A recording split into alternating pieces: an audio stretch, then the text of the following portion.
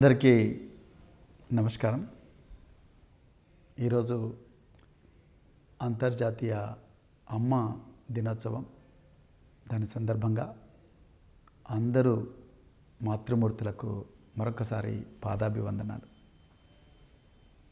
ఈరోజు మనందరికీ, ఈ దేశ ప్రజల్లో అందరికీ, దేశంలో ఉండే అమ్మలందరికీ ఆదర్శంగా నిలిచిన ఒక తల్లితో నేను ఈరోజు మాట్లాడడం జరిగింది. ఆ తల్లి ఎవరో కాదు, మనం నిన్న మాట్లాడుకున్న మరి పోక్సో కేసులో బాధితురాలు ఎవరైతే ఉన్నారో ఒక మైనర్ బాలిక, ఆ మైనర్ బాలికకు న్యాయం జరగాలని ఒక కేంద్ర హోంమంత్రితో వీరోచిత పోరాటం చేస్తున్న ఆ అమ్మాయి తల్లి ఈరోజు మనందరికీ గొప్పగా స్ఫూర్తినిస్తున్నది. ఎంతోమంది గూండా గ్యాంగులు మారణాయుధాలతో దాడి చేస్తారని తెలిసిన, మొత్తం అధికార యంత్రాంగం అంతా కూడా తన మీద పడి మరి వేధిస్తారని తెలిసినా కూడా ఆ తల్లి తన బిడ్డకు న్యాయం కోసం వీరోచితంగా పోరాటం చేస్తున్నది. ఆమెకు మరొక్కసారి హృదయపూర్వక వందనాలు. మరి నిన్న కేంద్ర హోంశాఖ సహాయ మంత్రి, బీజేపీ ఎంపీ బండి సంజయ్ గారి కుమారుడు ఆయన బండి సాయి భగీరథ్ మీద రిజిస్టర్ అయిన ఈ కేసులో, పోక్సో కేసులో మనందరికి కూడా ఒళ్ళు గగుర్పరిచే విషయాలు ఏవైతే తెలిసాయో అవన్నీ కూడా భారత రాష్ట్ర సమితి పార్టీ తెలంగాణ ప్రజల ముందర, దేశ ప్రజల ముందర పెట్టింది. ఈరోజు ఆ కుటుంబంతో నాకు మాట్లాడే అవకాశం దొరికింది. నేను ఆ తల్లితో మాట్లాడాను, కుటుంబ సభ్యులతో మాట్లాడాను. నాకు నిజంగా చాలా బాధ అనిపించింది, గుండె పిండేసినట్లయింది అనిపించింది. అదేవిధంగా కళ్ళల్లో నీళ్ళు తిరిగినాయి. మనం ఇంత ఘోరమైన సమాజంలో బతుకుతున్నామా అని అనిపించింది. నిజానికి ఆ మైనర్ బాలిక చేసిన పాపం ఏంటి, ఆ కుటుంబం చేసిన పాపం ఏంటి? ఆమె ఆ బిడ్డకు న్యాయం జరగాలని ఆమె పడ్డ వేదన చూస్తే నిజంగా ఈ దేశంలో న్యాయం ఇంత ఘోరంగా ఉంటుందా, చట్టం ఉన్నవాళ్లకు చుట్టంగా మాత్రమే ఉంటుందా అని అనిపించింది. ఆ తల్లితో మాట్లాడుతుంటే ఆమె చెప్పిన విషయాలు వింటే ఆశ్చర్యం వేస్తున్నది. మే 8వ తారీఖు నాడు సాయంత్రం 6 గంటల ప్రాంతంలో, 6:30 నుంచి 7 గంటల ప్రాంతంలో ఆమె ఒక 2-3 తెలిసిన వాళ్ళతో కంప్లైంట్ అంతా కూడా తీసుకొని పేట్ బషీరాబాద్ పోలీస్ స్టేషన్ పోతే ఆ కంప్లైంట్కు అక్నాలెడ్జ్మెంట్ ఇవ్వడానికి 5 గంటలు పట్టింది. మొట్టమొదట ఆ కంప్లైంట్లో ఉండే కంటెంట్స్ అన్నీ మార్చమన్నారు. ఇది కాదు, అది కాదు, పెద్ద పెద్దోళ్ళు ఉన్నారు, ఆ పెద్ద పెద్దోళ్ళ పేర్లు ఎందుకు రాస్తారు, అవన్నీ ఎందుకు అని చెప్పి అక్కడుండే స్థానిక పోలీస్ అధికారులు అందరు కూడా ఆ కంప్లైంట్ మార్చమన్నారు తప్ప దానికి అక్నాలెడ్జ్మెంట్ ఇవ్వమని చెప్పలేదు, ఇస్తామని చెప్పలేదు. చివరికి ఆ తల్లి, నా బిడ్డ, నేను ఇద్దరం కూడా ఈరోజు గౌరవ నరేంద్ర మోడీ గారు, ఈ దేశ ప్రధానమంత్రి తెలంగాణకు వస్తున్నారు, నేను ఆ సభలోనే ఆత్మహత్య చేసుకుంటానని భయపెట్టిస్తే తప్ప ఈ కేసుకు, ఆ కంప్లైంట్కు అక్నాలెడ్జ్మెంట్ ఇచ్చారు, కేవలం ఎఫ్ఐఆర్ ఇవ్వలేదు. నేను మాట్లాడినప్పటికీ అప్పుడప్పుడే ఎఫ్ఐఆర్ డీటెయిల్స్ ఆమెకు తెలుస్తూ ఉన్నాయి. అది ఈరోజు మధ్యాహ్నం 12 గంటల ప్రాంతంలో నేను ఆ తల్లితో మాట్లాడడం జరిగింది. అంటే కేసు నిన్న అక్నాలెడ్జ్మెంట్ ఇచ్చింది రాత్రి 12 గంటలకు. ఎఫ్ఐఆర్ కాపీ వచ్చిందని అనుకుంటున్నాను నేను. ఎఫ్ఐఆర్ కాపీ వచ్చిందో రాలేదు ఇంకా తల్లికి తెలియదు, ఆమెకేమీ తెలియదు. ఇది రేవంత్ రెడ్డి గారు హోంమంత్రిగా ఉంటే తెలంగాణలో 4 పాదాల నడుస్తున్న ధర్మం. ఇక రెండవ విషయం, माननीय प्रधानमंत्री नरेंद्र मोदी जी को नमस्कार। नरेंद्र मोदी साहब, आप ये देश का प्रधानमंत्री है, आपके मुंह से, आपके ज़ुबान से बेटी बचाओ बेटी पढ़ाओ करके एक नारा आया। देश में बेटी को बचाने के लिए बरसों से, सदियों से यहाँ महिलाओं के ऊपर जो जुर्म हो रहा है, जो बलात्कार हो रहा है, जन्म होने से पहले ही महिला का हत्या हो रही है, इसीलिए आप बेटी बचाओ बेटी पढ़ाओ करके एक योजना का कल्पना किए। लेकिन मोदी साहब, अमित शाह जी, आपके कैबिनेट में एक गृह मंत्री माननीय बंडी संजय जी, उसका सुपुत्र, उसका बेटा एक मासूम लड़की के ऊपर, एक माइनर लड़की के ऊपर बलात्कार किया है। ये बहुत बड़ा जुर्म है। पोक्सो के कानून के मुताबिक ये बहुत बड़ा जुर्म है मोदी साहब। आज वो केंद्र मंत्री आपका बगल में बैठने वाले हैं, आपका सामने हजारों लोग, तेलंगाना के महिला लोग आपका सामने बैठने वाले हैं, आपका भाषण सुनने वाले हैं। हमको आश्चर्य हो रहा है कि अभी तक आप बंडी संजय साहब को क्यों निलंबित नहीं किया, वो अभी तक वो कैबिनेट से क्यों बरतरफ नहीं किया। वो लड़की खुद बोल रही है, वो लड़की के माँ बोल रही है, वो इंसाफ के लिए पुलिसों का सामने लड़ रही है, अभी तक उसको इंसाफ नहीं मिला है। आप 2018 में एमजे अकबर करके एक फॉरेन मिनिस्टर, विदेश शाखा का मंत्री था, उसको आप मीटू मूवमेंट में एक इल्जाम आया करके उसको इस्तीफा देने के मजबूर कर दिया, उसको कैबिनेट से हटाया गया। मोदी साहब, आप बंडी संजय साहब को भी कैबिनेट से निलंबित कीजिएगा। अगर वो मासूम है, वो इनोसेंट है करके अगर साबित होता है तफ्तीश में, तब फिर कैबिनेट में लेके लीजिएगा। वो बहुत बड़ा अहम मिनिस्टर है, वो आप देश के सुरक्षा के लिए वो बहुत इम्पॉर्टेंट आदमी है, तो आप कैबिनेट में ये पूरा तफ्तीश होने के बाद अगर वो इनोसेंट है तो आप फिर कैबिनेट में लीजिएगा। लेकिन आज क्या मैसेज आप देने वाला है तेलंगाना पूरा, ना केवल तेलंगाना, पूरे देश के जनता देख रही है आपका भाषण के तरफ से।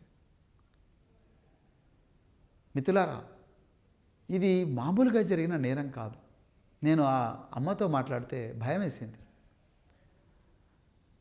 బండి సంజయ్ గారి కొడుకు బండి సాయి భగీరథ్, ఆయన మిత్ర బృందం ఎలాంటిదో నిన్న ప్రెస్ మీట్లో చెప్పిన, ఈ రౌడీ గ్యాంగులు ఎలా ఉంటాయనేది, గూండా గ్యాంగులు ఎలా ఉంటాయనేది వీడియోల సాక్ష్యాలతో సహా తెలంగాణ ప్రజలందరికీ వివరించే ప్రయత్నం చేశాను. వీళ్ళ మిత్రులందరూ కలిసి ఒక షరతులు పెట్టుకున్నారట, బెట్టింగ్, ఎట్లా మనం అమ్మాయిలను పడేయాలి, సోషల్ మీడియా ద్వారా అందమైన అమ్మాయిలను ఎట్లా మన వలలో వేసుకోవాలని దోస్తులందరూ కలిసి షరతులు పెట్టుకొని స్నాప్చాట్, ఇన్స్టాగ్రామ్లలో పింగులు చేసుకుంటా, మంచి మంచి ప్రొఫైల్స్కు పింగులు చేసుకుంటా, నేను ఆ కులమే, నువ్వు ఆ కులమే, మన ఇద్దరం ఒకటే కులం, మనందరం ఇట్లా చేసుకోవచ్చు అట్లా చేసుకోవచ్చు అని చెప్పి ఎంజాయ్ చేయొచ్చు లైఫ్ను, మీకు మంచి స్టేటస్ ఉంటుంది, అది ఇది అని చెప్పేసి షరతులు పెట్టుకొని అమ్మాయిలను తమ ఉచ్చులోకి లాగినరు. ఇది ఆ తల్లి నాకు చెప్పింది. ఒక్కసారి ఆలోచించండి, మన అమ్మాయిలు అందరూ తెలంగాణలో సురక్షితమేనా? బీజేపీ అంటుంది నెక్స్ట్ టార్గెట్ బెంగాల్ తర్వాత నెక్స్ట్ టార్గెట్ తెలంగాణ అంటున్నారు. అంటే తెలంగాణలో ఉండే మా బిడ్డలందరినీ ఈ విధంగా ఉచ్చులోకి లాగుతారా? బండి సంజయ్ గారి కుమారుడి లాగా. నేను ఇలా బండి సంజయ్ గారిని అడుగుతా ఉన్నా, కేంద్ర హోంమంత్రి అమిత్ షా గారిని అడుగుతా ఉన్నా, आपके पास आईबी है, इंटेलिजेंस ब्यूरो है, आपके पास पूरे सेंट्रल पैरा मिलिट्री फोर्सेस है, क्या कर रहे थे ये लोग? एक यूनियन होम मिनिस्टर का बेटा देश के बेटियों का बारे में इतना जुर्म कर रहा है, उसके खिलाफ इतना जुर्म कर रहा है, उसके ऊपर अत्याचार कर रहा है, बलात्कार कर रहा है, फार्म हाउस में, अपार्टमेंट्स में, सर्विस अपार्टमेंट्स में, दोस्तों के साथ. कहाँ सो रही थी इंटेलिजेंस ब्यूरो? ఎక్కడ పండుకున్నది intelligence bureau? Union home minister, కేంద్ర హోంశాఖ సహాయ మంత్రి కొడుకు ఇంత ఘోరంగా అమ్మాయిలను ఇన్స్టాగ్రాము, స్నాప్చాట్ వాడి వలలో వేసుకొని ఇంత ఘోరంగా చేస్తుంటే ఏం చేస్తూ ఉన్నారు? దీనికోసమైనా బండి సంజయ్ని ఈరోజు క్యాబినెట్ నుంచి బర్తరఫ్ చేయాలి. లేకపోతే మోడీ సాహెబ్, आप आज परेड ग्राउंड में लोगों को जो बोल रहा है उसके बारे में कोई भी नहीं सुनेगा. आप मंच से ही ये बंडी संजय साहब को निलंबित कीजिएगा। अगर वो गुनहगार नहीं हो तो उसको फिर वापस में कैबिनेट में लीजिएगा, तफ्तीश होने दीजिएगा। ये लड़की का बात सुनिएगा, आप लड़की को अपना प्रधानमंत्री कार्यालय को बुलाइएगा। I just don't understand how a person who has been accused of ragging cases, assault cases and many other cases and with the dubious behavior, how he was allowed into Prime Minister's office. Where was IB vetting? Where was SPG vetting? His only qualification was his Union Home Minister's son, and Honorable Prime Minister of India had the time to take a picture with this boy. What a shame, what a tragedy. A child molester takes a picture with the Honorable Prime Minister of this country, who is one of the longest serving Prime Ministers of this country. Modi साहब एक बार सोचिएगा। ऐसे गृह मंत्री को आप cabinet में उसको आपका बगल में बिठाने वाले हैं, नॉर्थ ब्लॉक में बिठाने वाले हैं, क्या मैसेज दे रहे भारतीय जनता पार्टी देश को? भारतीय जनता पार्टी में जो महिला मोर्चे के लीडर्स है वो क्या सोचेंगे? వాళ్ళందరూ మహిళలు, భారతీయ జనతా పార్టీలో ఉండే మహిళా నాయకురాలు, మా అక్కలు, మా చెల్లెళ్ళు, వీళ్ళందరూ రేపు పొద్దున ఎట్లా చూస్తారు మీ నాయకత్వాన్ని? ఎప్పుడన్నా ఆలోచించిందా? స్నాప్చాట్, ఇన్స్టాగ్రామ్లో షరతులు పెట్టుకొని అమ్మాయిలను వలేసుకున్నారు. ఆమె కంప్లైంట్లో చాలా క్లియర్గా ఇచ్చింది. ఆమె ఇచ్చిన కంప్లైంట్లో 6వ ఐటెం చూడండి, ఇక్కడ నేను చూపించకూడదు, 6వ ఐటెం చూడండి, చాలా క్లియర్గా నా బిడ్డ మీద సెక్సువల్ అసాల్ట్ జరిగింది, నా బిడ్డ మైనర్ కాబట్టి వీటిని ఎదిరించలేకపోయింది అని చెప్పిండ్రు. ఆయన సైబరాబాద్ పోలీసులు, పేట్ బషీరాబాద్ పోలీసులు మీరు ఏ సెక్షన్ల మీద కేసు బుక్ చేసిండ్రండి? సెక్షన్ 11 మీద బుక్ చేసిండ్రు. ఎందుకంటే దాని ద్వారా ఈ బండి సాయి భగీరథ్కు స్టేషన్ బెయిల్ ఇవ్వచ్చని. లేకపోతే ఆయన పరారీలో ఉంటే ఒక వారం రోజులు అయితే అందరూ మర్చిపోతారు. అందుకొరకు దాని తర్వాత ఆయన ఎట్లాగో హైకోర్టు మూవ్ చేస్తాడు. కేంద్ర హోంశాఖ మరి కోర్టులు ఎట్లా మ్యానిపులేట్ చేస్తున్నది మరి అరవింద్ కేజ్రీవాల్ ఇవన్నీ కూడా మనం చూసాము. రకరకాల అనుమానాలు ఉన్నాయి న్యాయ వ్యవస్థ మీద. సో అక్కడ పోయి మరి యాంటిసిపేటరీ బెయిల్ తెచ్చుకునే ప్రయత్నం చేస్తారు. సో యాంటిసిపేటరీ బెయిల్ వచ్చిన తర్వాత మాదే ఉన్నది, యాంటిసిపేటరీ బెయిల్ తెచ్చుకున్నాడు కదా, అంతవరకు అయితే దాచిపెట్టుకోండి అని చెప్పి మరి బండి సంజయ్ గారికి రేవంత్ రెడ్డి గారు చెప్తే, ఆయనే హోంశాఖ మంత్రి కాబట్టి బండి సంజయ్ గారికి హింట్ ఇచ్చినట్టుగా చాలా క్లియర్గా చదువురాని వాళ్ళకు కూడా అర్థమవుతుంది. మీరు నిజంగా పెట్టాల్సిన సెక్షన్ ఏంది? చట్టం తెలుసుకోకపోతే, చట్టం రాకపోతే తెలుసుకోండి అయ్యా. మీ లీగల్ అడ్వైజర్లు ఉంటారు, మీ పబ్లిక్ ప్రాసిక్యూటర్లు ఉంటారు. ఇప్పుడు చాట్ జీపీటీ, ఆంథ్రోపిక్, అదేవిధంగా జెమినీలు, అట్లా ఆర్టిఫిషియల్ ఇంటెలిజెన్స్ ఏజెన్సీలు ఉన్నాయి. వాటిలో టైప్ చేయండి. కానీ టైప్ చేసేటప్పుడు మేము నిందితులను శిక్షించాలి అని చెప్పి ముందు టైప్ చేయండి ప్రాంప్ట్లో. నిందితులను శిక్షించాలనుకుంటున్నాం, అమ్మాయిలను రక్షించాలనుకుంటున్నాం, ఈ దుర్మార్గులు బయటి ప్రపంచంలో ఉండకూడదు, జైళ్ళల్లో ఉండాలనుకుంటున్నాం అని చెప్పి ముందు ప్రాంప్ట్లో ఫస్ట్ మీ కాంటెక్స్ట్, మీ రిక్వైర్మెంట్స్ ఇవ్వండి. అప్పుడు అదే ఆన్సర్ చెప్తుంది. ఇతను యూనియన్ హోమ్ మినిస్టర్ కొడుకు కాబట్టి ఇతన్ని రక్షించాలనుకుంటామని మీరు ప్రాంప్ట్ ఇస్తే, ఆర్టిఫిషియల్ ఇంటెలిజెన్స్ చాట్ జీపీటీ కూడా రక్షించాలంటే ఏమేమి మార్గాలు ఉన్నాయో అవన్నీ చెప్తుంది. మీరు ఆ ప్రశ్న అడిగినందుకే మీకు సెక్షన్ 11 చూపించింది మీ ఆర్టిఫిషియల్ ఇంటెలిజెన్స్. మీ లీగల్ అడ్వైజర్లు కూడా అదే చెప్పిండ్రు.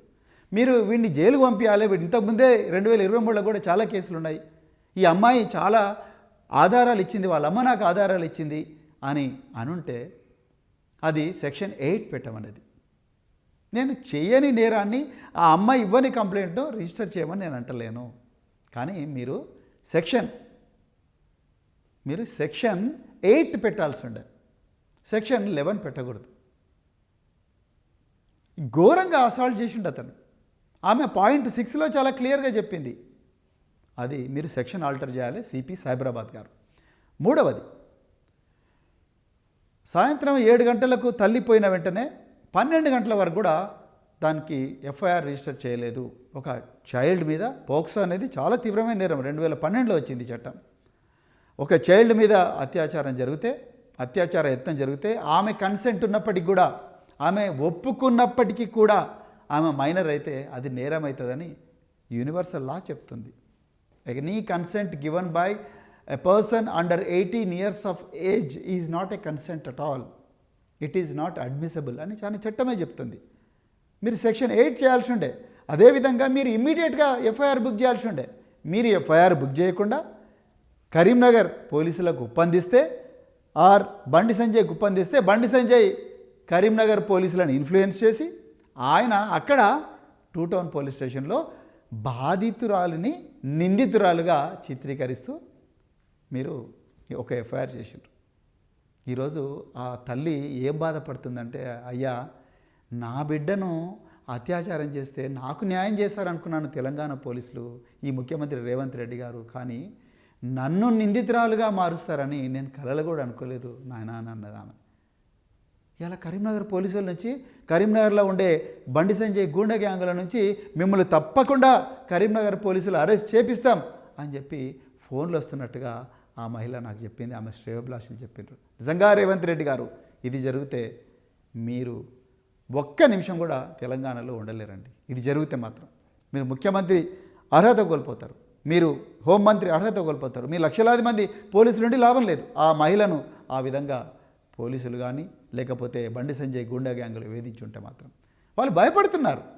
ఇలా వీళ్ళు కరీంనగర్లో పట్టపగలే లాఠీలు తీసుకొని కవాతు చేసుకుంటూ కరీంనగర్ ఎమ్మెల్యే క్యాంప్ ఆఫీస్ను దాడి చేసి ఒక సిట్టింగ్ ఎమ్మెల్యే కారును ధ్వంసం చేసిన వాళ్ళు రేపు మమ్మల్ని చేయడానికి గ్యారంటీ ఉన్నది అని భయపడతా ఉన్నారు. మాననీయ మోడీ జాబ్ ఆ జాబ్ మంచిసే ఏ బండి సంజయ్ ఏ गुंडागिरी करने वाले एमपी करीमनगर इसको जरूर निलंबित करना साहब, तब भी आपका बातों के यकीन होगा लोगों को, otherwise nobody will believe you sir, nobody will believe your words, nobody will believe your मन की बात. Please note this Modi Saheb. ఇకపోతే మరి ఈ అమ్మాయి మైనరు, ఈ అమ్మాయి తల్లి ఫిర్యాదుదారు. నిజంగా మెడకాయ మీద తలకాయ ఉన్న పోలీసులు కానీ ఈ బాధితురాలికి న్యాయం చేయాలనుకున్న ఏ పోలీస్ అధికారి అయినా కూడా వెంటనే మెజిస్ట్రేట్కి కాల్ చేసి, సార్ 2 విక్టిమ్స్ వచ్చిండ్రు, ఆ తల్లి బిడ్డల స్టేట్మెంట్ అర్జెంటుగా రికార్డ్ చేయాలి, దయచేసి మా మహిళా పోలీస్ అధికారులందరినీ కూడా పెట్టిస్తాము, మీరు దయచేసి స్టేట్మెంట్ రికార్డ్ చేయాలని చెప్పాలిగా. ఇప్పటి వరకు ఆ తల్లి చెప్తుంది, నా దగ్గరికి ఏ పోలీస్ ఆఫీసర్ కూడా అప్రోచ్ అవ్వలేదు వీళ్ళ స్టేట్మెంట్ రికార్డ్ చేస్తామని అని అంటున్నారు.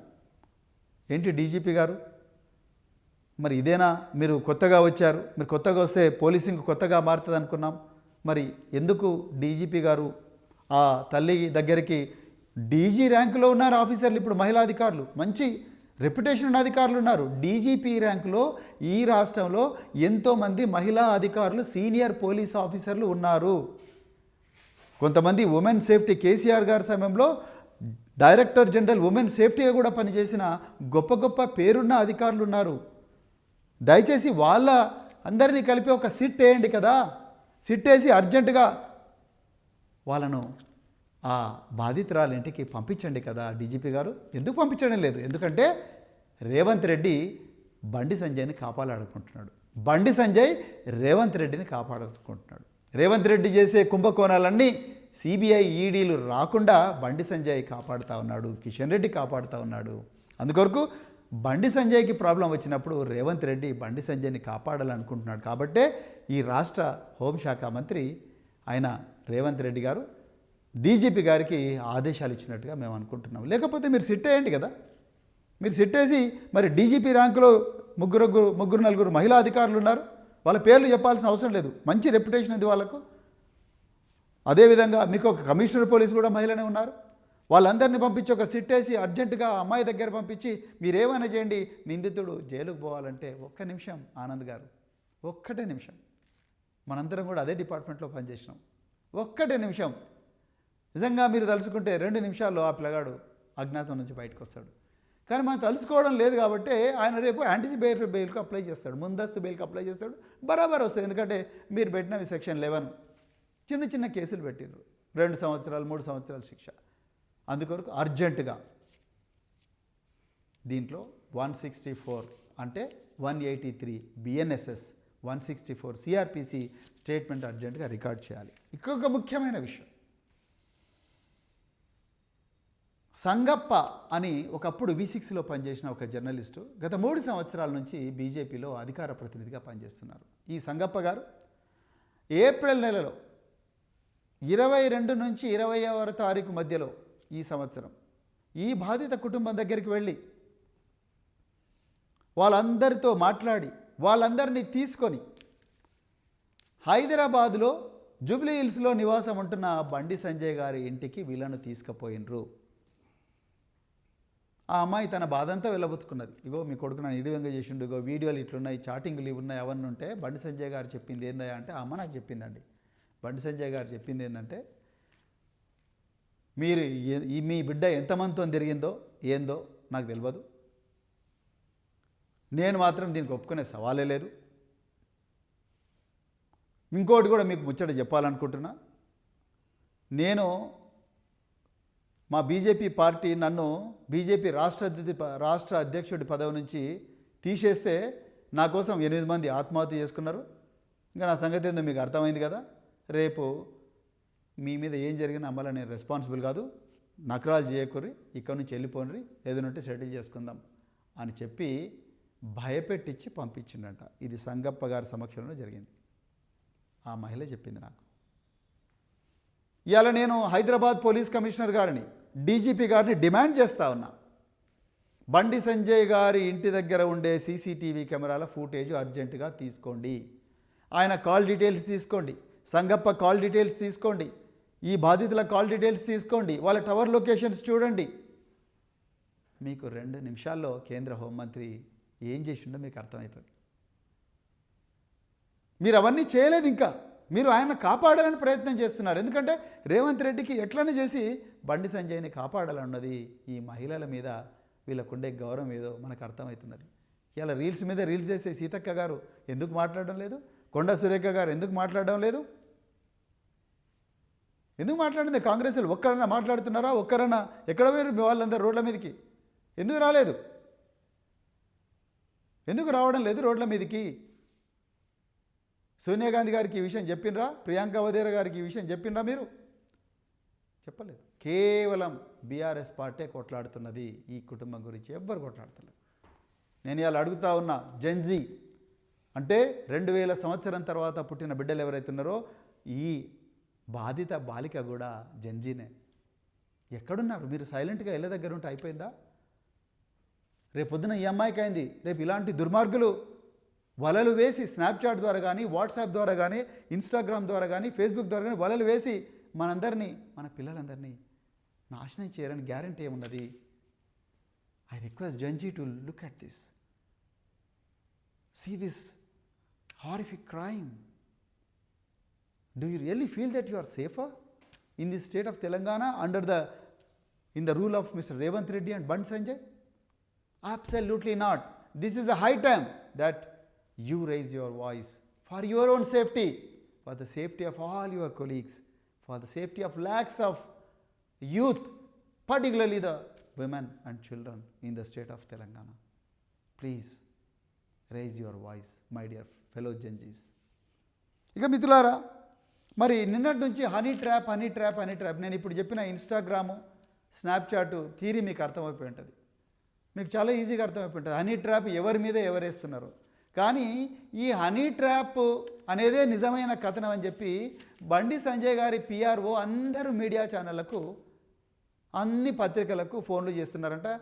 మాకు కొంతమంది ఛానల్ వాళ్ళు, కొంతమంది పత్రికల వాళ్ళు చెప్తున్నారు, మాకు ప్యాకేజ్ కూడా చూపిస్తున్నారు వాళ్ళు. మీరు ఇది వేయకపోతే మీకు ఇంత ప్యాకేజ్, మీకు వేయకపోతే ఇంత ప్యాకేజ్, ఇది పబ్లిష్ చేయకపోతే ఇంత. అందుకొరకే మీరు చూడండి మిత్రులారా, ఇవాళ ఆంధ్రజ్యోతి మొదటి పేజీలో ఎక్కడ కూడా ఈ మైనర్ బాలిక మీద కేంద్ర మంత్రి కొడుకు చేసిన అత్యాచారం గురించి ఎక్కడ కూడా రాలేదు మొదటి పేజీలో. ఇక చూడండి, ఈనాడు మొదటి పేజీలో ఎక్కడ కూడా కేంద్ర మంత్రి మీద జరిగిన, కేంద్ర మంత్రి కొడుకు ఒక మైనర్ బాలిక మీద చేసిన అత్యాచారం మీద ఒక్క న్యూస్ రాలేదు. దిశలో ఎక్కడ కూడా మీరు చూడండి, శంకుస్థాపనలు ప్రారంభోత్సవాలే వీళ్ళకి ముఖ్యం, మన భద్రత ఏ మాత్రం కూడా లేదు. చూడండి, దిశలో కూడా ఎక్కడ కూడా లేదు. కేవలం ఈ న్యూస్ వచ్చింది ఒక్కటే ఒక పత్రిక, నమస్తే తెలంగాణ ఫ్రంట్ పేజీలో వేసింది. అదేవిధంగా తెలంగాణ టుడే.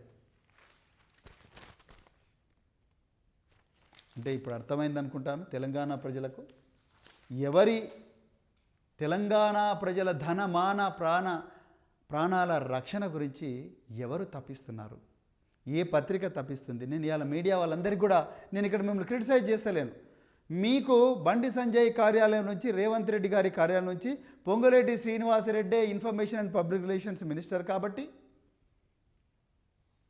ఆయన ఆల్రెడీ ఈడీ కేసులో ఇరుక్కున్నాడు కాబట్టి, ఈడీ అంటే కేంద్ర హోంమంత్రి అమిత్ షా కంట్రోల్లో ఉంటుంది కాబట్టి, ఇక్కడ ఒక్క పత్రికలో న్యూస్ వచ్చినా మళ్ళీ నేను జైలుకు పోతాను పొంగులేటి అనుకొని, రేవంత్ రెడ్డి పొంగులేటి ఇద్దరు కూడా మరి ఆయన ఓటుకు నోటు కేసులు ఉన్నాడు, ఎన్నో ఈడీ లగ్జరీ వాచ్ల కేసు ఉన్నాడు, ఇవి రెండిట్లలో కూడా మేము జైలుకు పోతావురా బాబు ఎందుకని చెప్పి మీడియా వాళ్ళందరికీ చెప్పి, ఆ కేంద్ర హోంశాఖ సహాయ మంత్రి బండి సంజయ్ గారి పిఆర్ఓ ఎట్లా చెప్తే అట్లా రాసిండ్రు. అందుకొరకే హనీ ట్రాప్ అని చెప్పి ఆ అమ్మాయే సాయి భగీరథ్కు వల వేసిందని చేస్తున్నారు. నేను నిన్నే చెప్పిన, సాయి భగీరథ్ ఆయన జేమ్స్ బాండ్ 007 కాదండి, ఆయన అక్యూజ్డ్ 001.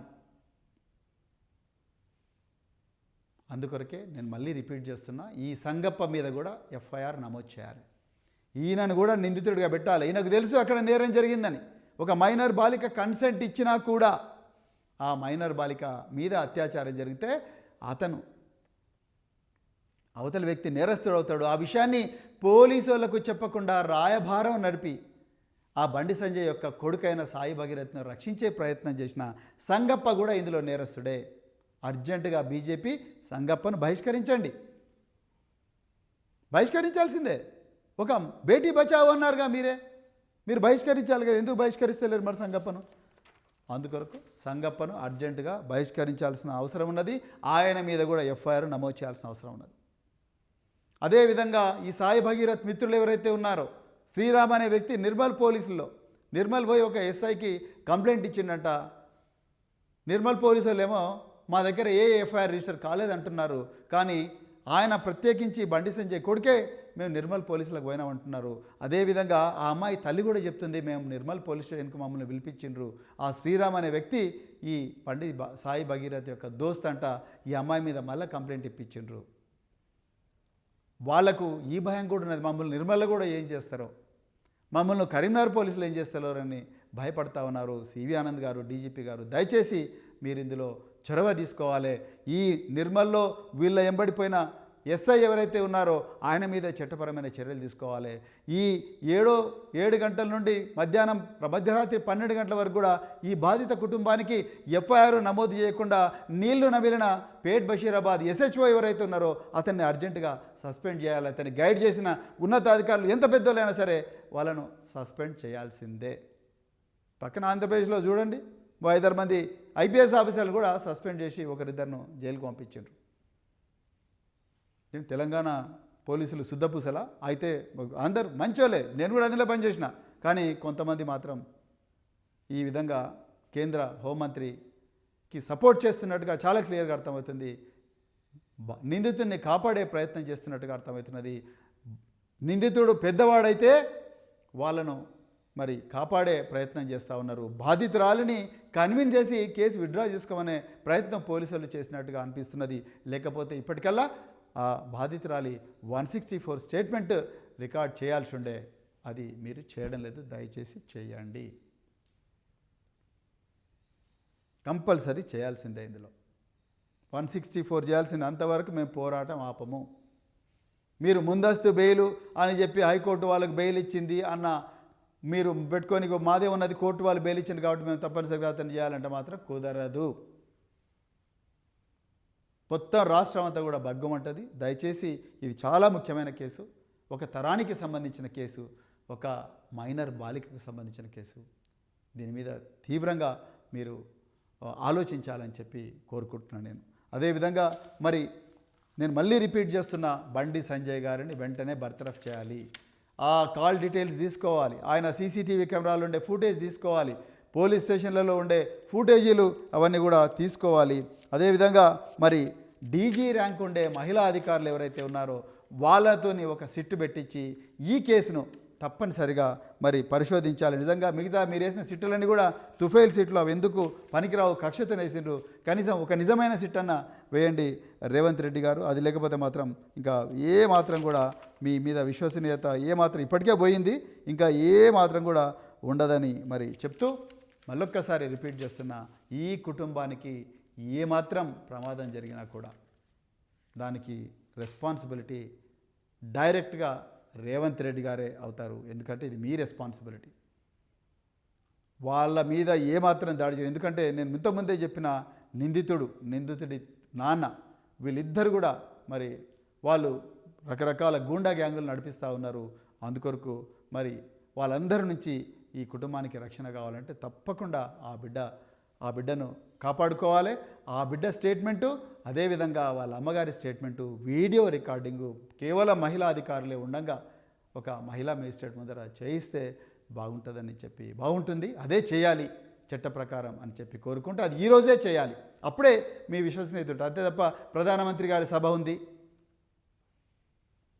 ప్రధానమంత్రి సభ ఆ బందోబస్తు ఉందని తప్పించుకోవడం ప్రయత్నం చేయకండి.